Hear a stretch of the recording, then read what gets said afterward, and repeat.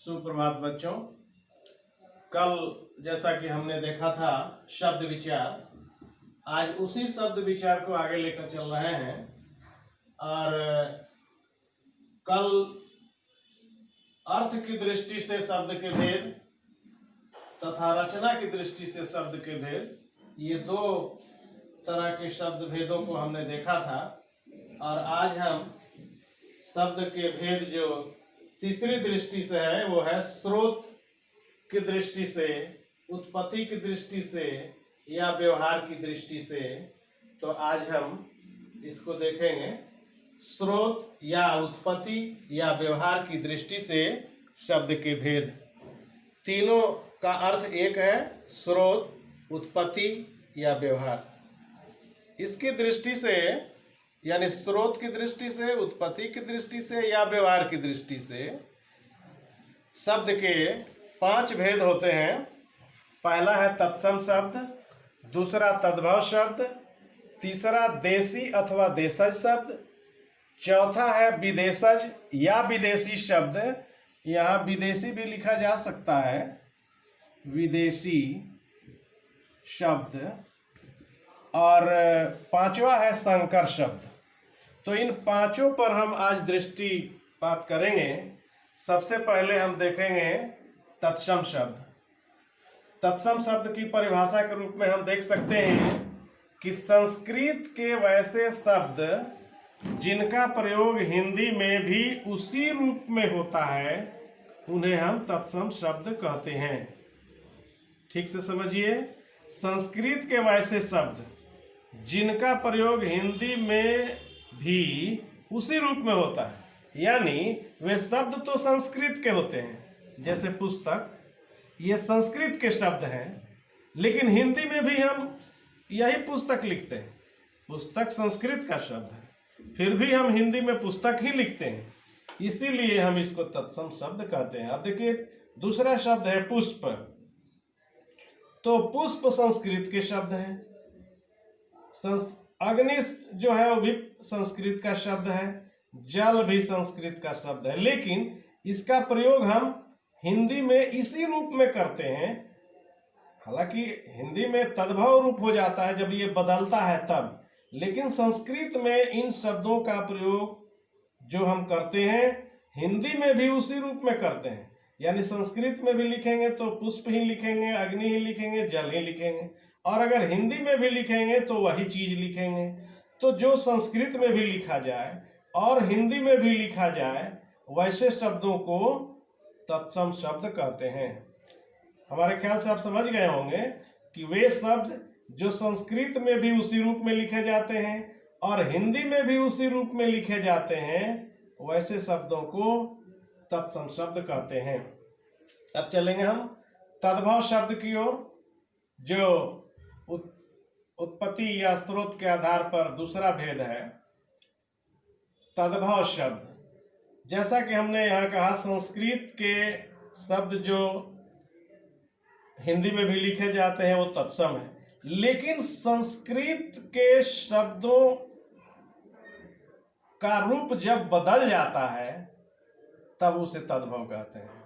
संस्कृत के बिगड़े हुए रूप को या शब्दों को तद्भव कहते हैं। संस्कृत के शब्द हैं, लेकिन उनका रूप बिगड़कर या बदलकर हिंदी में बन गया है, उन्हें हम तद्भव कहते हैं। जैसे संस्कृत में पुस्तक लिखते हैं, जैसा कि यहाँ लिखे हैं संस्कृत में पुस्तक, यहाँ भी है संस्कृत में पुस्तक, लेकिन हिंदी में उसको क्या बोलते हैं? किताब।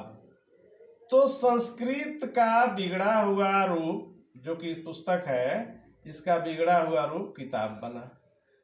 तो ये जो पुस्तक है ये तत्सम है, लेकिन किताब जो है वो क्या है? ये तद्भव शब्द हुआ। तो संस्कृत के बिगड़े हुए रूप को तद्भव शब्द कहते हैं। उसी तरह से पुष्प, पुष्प मतलब फूल, तो ये संस्कृत का शब्द है। पुष्प संस्कृत का शब्द है, लेकिन इसका रूप जब बदल जाता है या बिगड़ जाता है तब बन जाता है फूल। तो पुष्प तत्सम हुआ, लेकिन फूल तद्भव शब्द है। उसी तरह से तद्भव के लिए तीसरा एग्जाम्पल है अग्नि। जो कि संस्कृत का शब्द है और इसका बिगड़ा हुआ रूप आग तद्भव कहलाता है।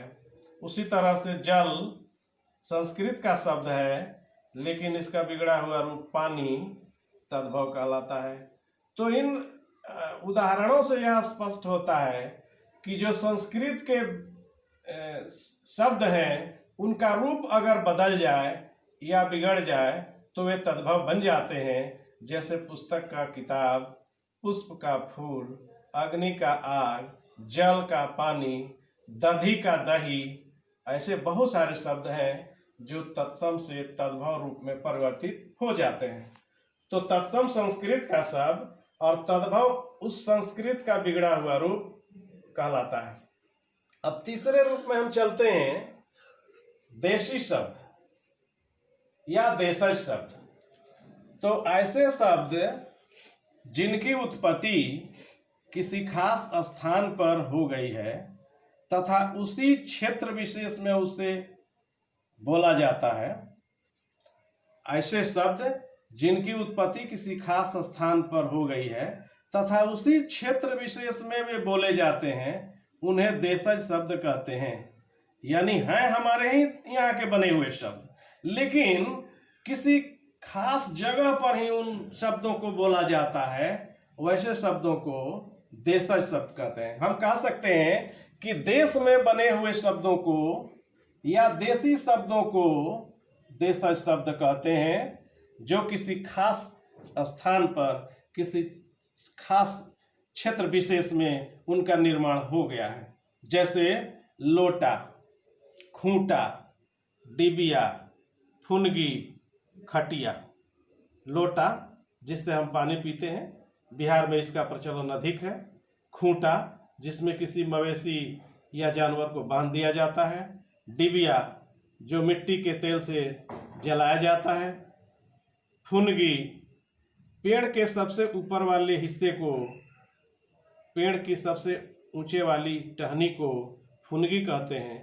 खटिया या चारपाई जिस पर हम बैठते हैं। तो इन सारे शब्दों का निर्माण हमारे क्षेत्र विशेष में किसी स्थान पर हुआ है। पूरे भारत में उन शब्दों का बोलबाला नहीं है या नहीं बोला जाता है। किसी खास स्थान पर बोले जाने वाले शब्द जिनकी उत्पत्ति जो है किसी खास जगह पर हो गई है, उन्हें देशज शब्द कहते हैं। आगे अगले वीडियो में आगे चर्चा करेंगे विदेशज और संकर शब्द।